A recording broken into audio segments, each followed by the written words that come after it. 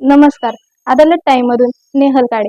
निरंकारी सत्संग भवनात भक्तांनी पर्यावरण संवर्धनाची घेतलेली प्रतिज्ञा.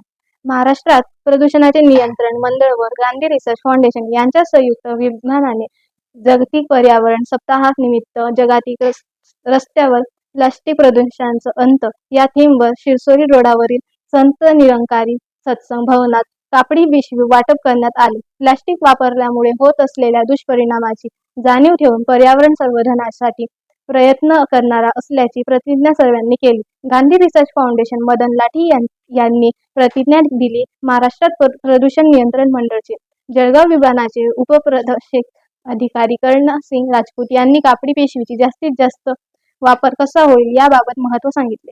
या प्रसंगी महाराष्ट्रात प्रदूषण नियंत्रण मंडळ क्षेत्र अधिकारी राजेंद्र सूर्यवंशी, गांधी रिसर्च फाउंडेशन उद्या महाजन, विक्रम अस्वार, सुधीर पाटील, जळगाव येथील निरंकारी सत्संग भवनाचे महात्मा रमेश कुमार आहुजा, राजकुमार वाणी, जळगाव शाखेचे सेवाबद्दल संचालक गंधारा जोशी, वही एस निकम, सर्व सेवा दलाचे अधिकारी, महात्मा बहने सोबत संत महात्मा बंधू व भगिनींसह सुमारे 500 जणांचे सहभाग होता. याचबरोबर आजची बातमी संपली.